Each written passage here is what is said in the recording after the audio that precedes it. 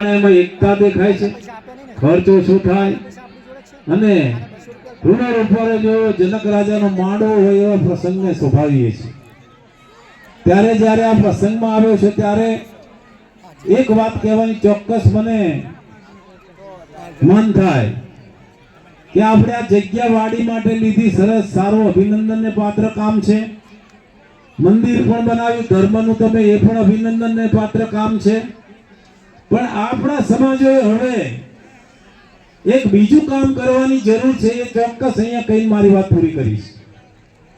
ખાસ તો આજના લગ્ન પ્રસંગમાં જે સાત નવ દંપતીએ પ્રભુતામાં પગલા પાડ્યા છે, એ સૌને ખૂબ ખૂબ એમને અભિનંદન અને શુભેચ્છા આપું છું। પણ વાત હું કહેવા જતા તો તમે મંદિર બનાવ્યું, મંદિર બનાવવું જોઈએ, ધર્મની આસ્થા છે અને આપણને મંદિરથી સંસ્કાર પણ મળે છે। પણ મારે એક વાત એવા કરવી છે કે જેમ ધર્મના મંદિર માટે, સંસ્કાર માટે આપણે મંદિર બનાવીને એના પર ધર્મની ધજા ચડાવીએ છીએ, એમ 21મી સદી જ્ઞાન અને વિજ્ઞાનની સદી છે, કોમ્પ્યુટર અને ટેકનોલોજીની સદી હોય ત્યારે મારે તો તમને આયોજકોને તમને સૌને બે ધજા ચડાવવાની વાત કરવી છે। તમને વિચાર આવે કે લાખાભાઈ એક તો ધજા અમે ધર્મની ચડાવીએ છીએ, બીજી ધજા કઈ બધી ચડાવવાની અમારે? બીજી ધજા શિક્ષણ દેવી સરસ્વતીની ધજા ચડાવવી જોઈએ અને શિક્ષા દેવી સરસ્વતીનું ધામ બનવું જોઈએ।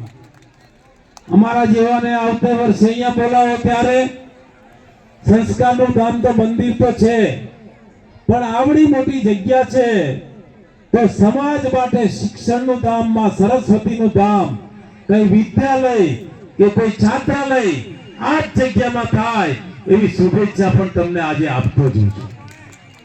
અને એવું કરશો તો આપણા સમાજમાંથી કોઈ આઈએએસ, આઈપીએસ, ડોક્ટર, વકીલ, એન્જિનિયર ઉચ્ચ હોદ્દા ઉપર આપણા દીકરા દીકરીઓને પહોંચાડવા હશે તો શિક્ષા દેવી સરસ્વતીની ઉપાસના તમારા આપણા સૌના માટે ખૂબ જરૂરી છે। આજના પ્રસંગે સૌ મહેમાનો આવ્યા છે, પરગોડિયા અને આયોજકોએ ખૂબ સારું કામ કર્યું છે। ત્યારે મારે આજે લગ્ન કરીને જઈ રહ્યા છે ભાઈ બહેનોને એક ચોક્કસ એક મોટા ભાઈ તરીકે નાનો એવો ઉપદેશ આપવો છે કે તમે આટલા આગેવાનોની જહેમત પછી અહીંયા સમૂહ લગ્ન કરીને જઈ રહ્યા છો, તમારું લગ્ન જીવન ખૂબ સારું જાય અને ફુલકી ખાતે આ ધામમાં તમારા લગ્ન થયા છે। કાયમ ધ્યાન રાખજો કે આગેવાનોની હાજરીમાં થયા છે, ધર્મની જગ્યાએ થયા છે, ત્યારે તમારા લગ્ન જીવનમાં એક વાસણો તો ખખડે પણ સરસ મજાના એના પાછા માજીને ગોઠવી દેવા એવું કામ કરજો।